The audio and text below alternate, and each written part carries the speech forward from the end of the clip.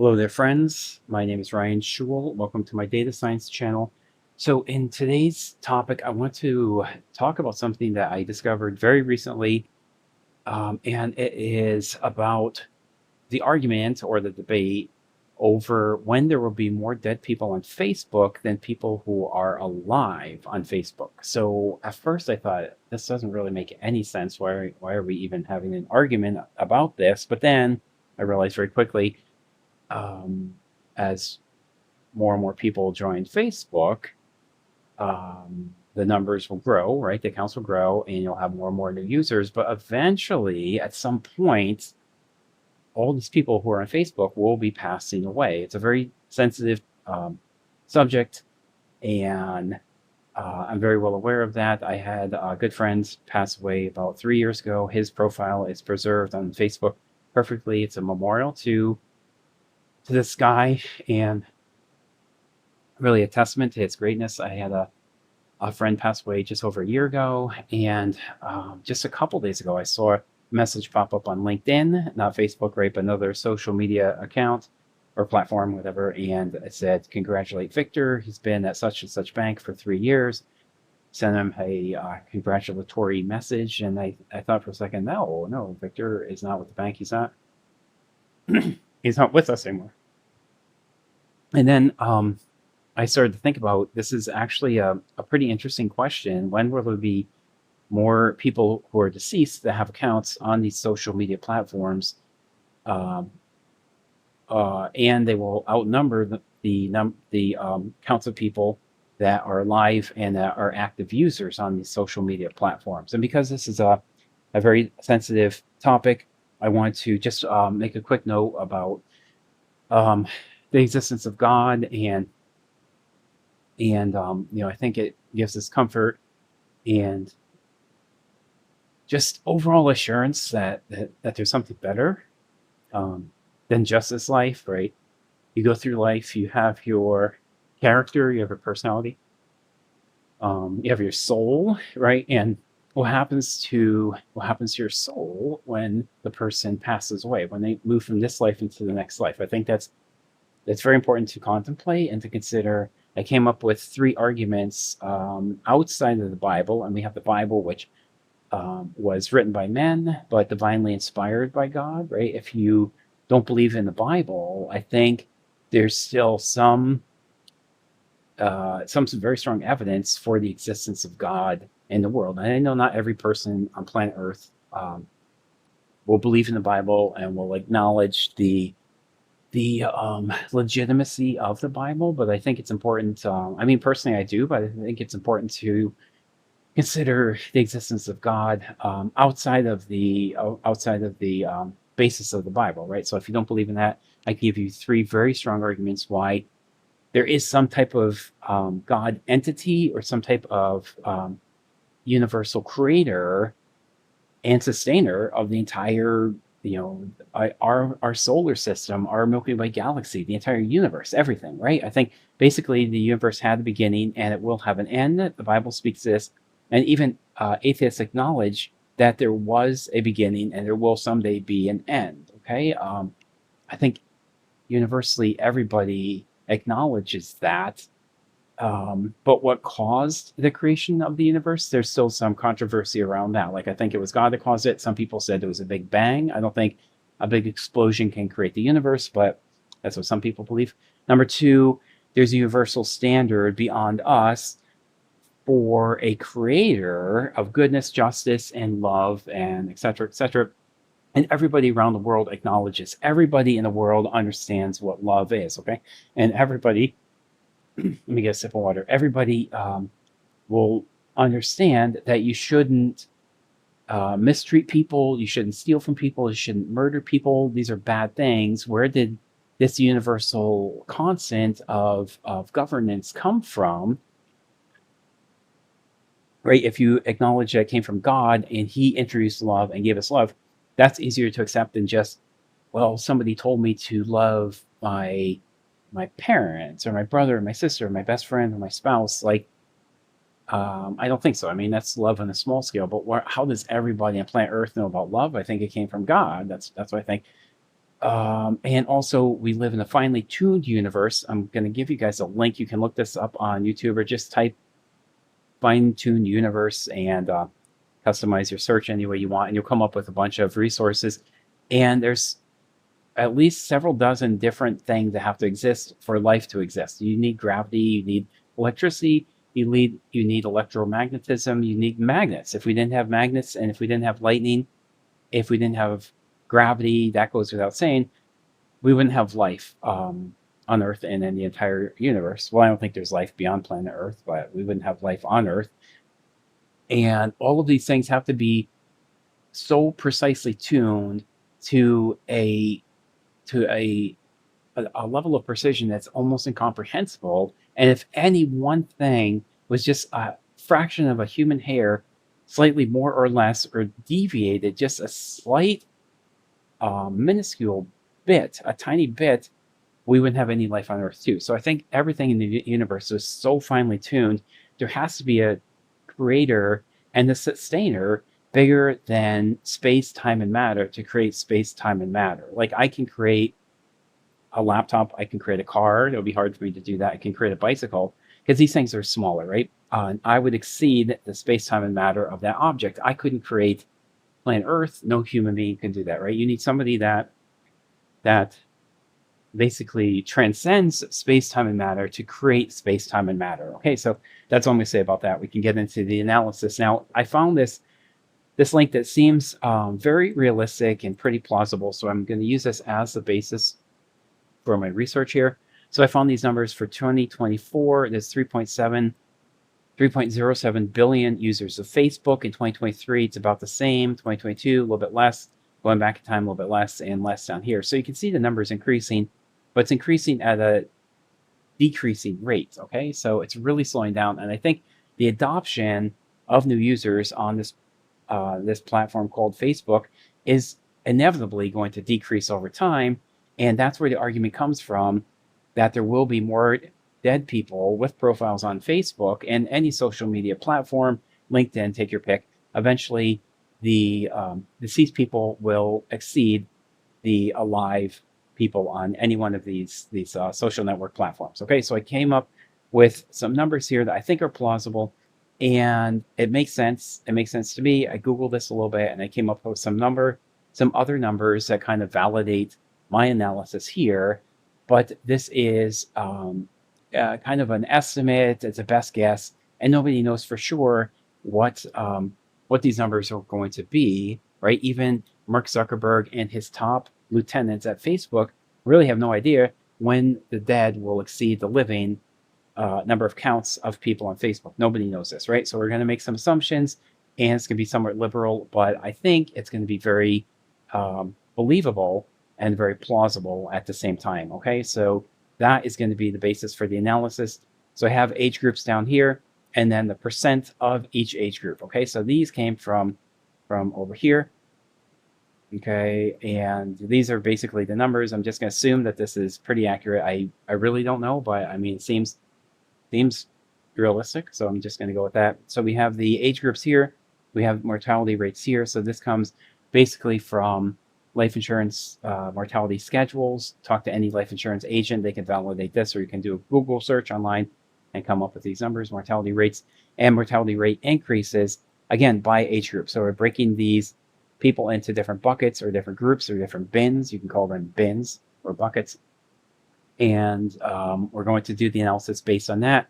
So I chose to use Monte Carlo simulation. So Monte Carlo simulator basically will go through a whole bunch of iterations of almost randomness, but it's basically all anchored to these requirements right here, or these constraints. So we have age groups, mortality rates, and mortality rate increases. But I'm going to run 10,000 simulations because I don't know if I just do one simulation, is that going to be accurate? 2, 3, 4, is that going to be accurate? Probably not. But if you do a whole bunch of simulations, it will be pretty accurate. Okay, so I'm going to do 10,000, and I'm going to make a forecast into the future for 200 years. I'm going to assume a growth rate for a new adoption of 0.01, and the mortality rate increase will be 10%. Okay, so at a certain time, the numbers of dead people absolutely outnumber the numbers of living people. That's not even a question anymore. At the beginning, when I started thinking about this, I thought that's kind of crazy, but that's actually that's a fact. That's inevitable. The only question is, when will this occur? Will it be in the next 10 to 15 years? Probably not. Next 20, 30, 40 years? Probably not. Next 50, 60, maybe. Probably a little bit longer than that. Definitely less than 100 years. Okay. Everybody that's alive today won't be around to see this happen, but I bet within the next 70, 80 years, maybe 90, probably a little bit sooner, the number of dead people on Facebook with accounts that are still up and active as a memorial to the deceased, those will outnumber the number of living active users. Okay, so that was my analysis. I did some very basic Monte Carlo simulation. So we're looping 200 times while years less than max years. Max years comes from over here. Okay, max years is 200. We're going to do 10,000 simulations for each iteration. An iteration is one cycle of a loop, right? So we're going to loop 10,000 times and do that for 200 years and then plot the results down here in the chart.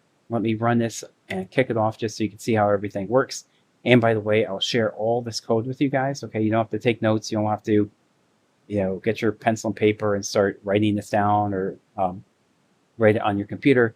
Okay, I will share the code with you so you can have all of these numbers just by copying and pasting the code into your own Jupyter notebook and do the analysis for yourself. Okay, so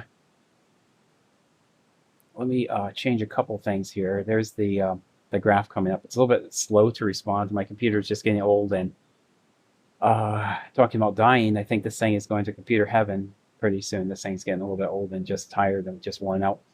So I think we might see a little lag here with this chart being replotted. It should be pretty quick, within a second or so it should respond, but you can see there's a slight lag here.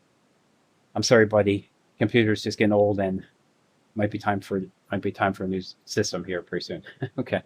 So the number of years, if I go out 100 years, the red line here represents number of deceased users. Green shows number of active users logging in at least one time per month, right? And this is all linked back to the data that I found on this webpage over here. If you go down a little bit, you'll see some different metrics. This is just for the United States. And they'll have a couple things here like, what is this? Active daily users. So some people log in every day. Some people log in once a month. Okay, I think this is monthly. Yeah, this is once a month. So we're going with the bigger number here and the broader, just to say, okay, if a person logs in once a month, that's an active user. Deceased user obviously doesn't log in at all. I think the crossover rate is going to be around 90 years, but we can make some adjustments. So in this Monte Carlo simulation, you can see everything initially was calculated, and then the plot was created right down here.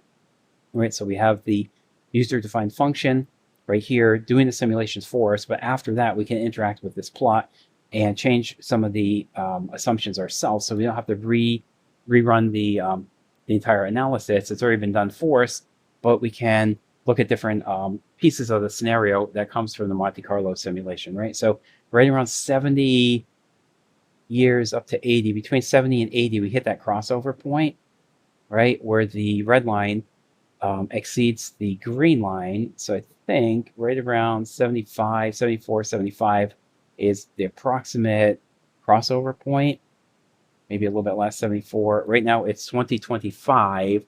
So by approximately the year 2100, the number of profiles on Facebook that belong to deceased people will exceed the number of profiles that belong to living active users on Facebook. So about the year 2100 and about 73 or 74 years from now. But again, there's assumptions being made here. If Facebook adds more new users and the growth rate increases at an increasing rate, then there's going to be more active accounts on Facebook, right? As new users come onto the platform at a more aggressive rate, faster and faster, then new users will outstrip the deceased, right? But if the mortality factor increases just to depreciating healthcare, exposure to decent healthcare, mortality rates can increase. Into the future, 20, 30, 40 years from now, are we starting to run out of food supplies? I don't know. Will we run out of oil and access to cheap energy? Probably. I mean, I've seen some statistics that are staggering. They said the end of oil will occur in about 40 years. If we actually do run out of oil in 40 years, then we don't have Facebook to worry about. We have much bigger concerns than just that, right? So I think something like this kind of makes sense. Growth rate of new users is probably about 2%, according to the website. I did some research. I think that's probably pretty accurate. And mortality could be about the same, 2 to 3%. But even if I do this at like 2%, the precision is a little bit different here, but it doesn't even matter. If I do that up to 80 years, I think 80 to 85 years, I think we'll see a crossover with the deceased exceeding the number of new active users or current users, right? Maybe up to 90 years. But my guess is that the number of new people to join Facebook is not going to be 2%. I think it's going to slow because they already have so many people now. It's already a very mature technology now. Are you really going to get 2% growth? You could or you could not. So that's why I did the analysis to look at this from a few different ways. The number of years into the future, we're making a projection into the future number of years, the growth rate of new users, and the mortality rate of existing users. Right, so it's a multifaceted problem. There's three major variables that we can tinker around with and try to get like an approximate estimate of when we will achieve this crossover rate. So again, nobody knows what that is going to be, but we can make some assumptions. I think this is an interesting type of analysis too, just for what I said, because you can mess around with the number of years that the forecast goes to the future. You can mess around with the growth rate of new users arriving on the platform, creating accounts, and increasing the longevity of Facebook into the future. And the mortality rate can change 40 or 50 years from now. I've heard estimates that say we will probably run out of oil in about 40 to 50 years.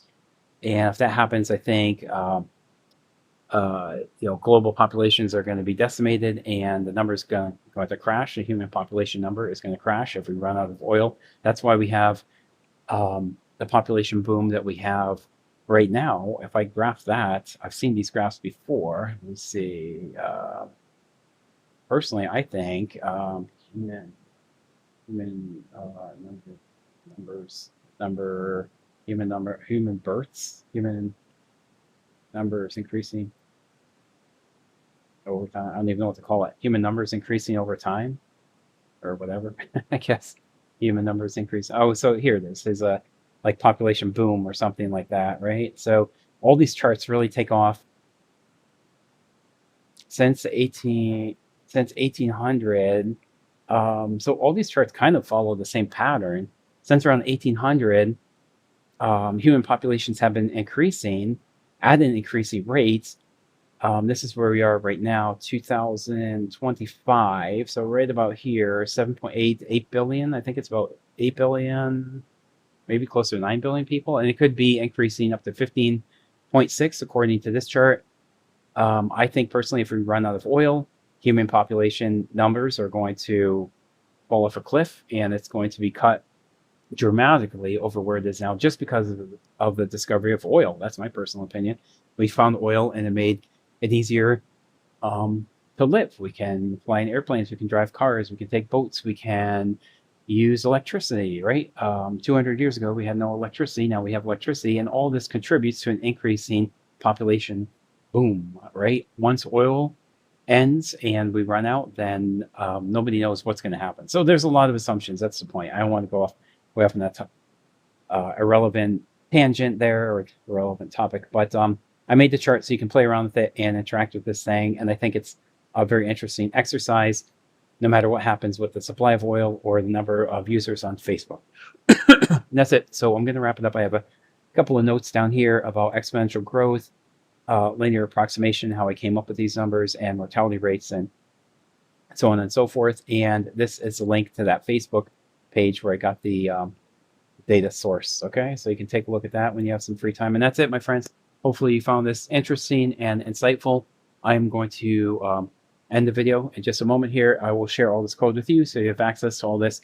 You can copy and paste it into your own Jupyter notebook and do your own analysis, and then tinker around with those sliding controls, and then see what kind of outcome you get. Okay, I think it's going to be fun and interesting, and you can talk about this the next time you're at a cocktail party, and you can really dazzle the people that you interact with. Okay, so that's it. I'm going to wrap it up, and I'll see you in the next one. Bye.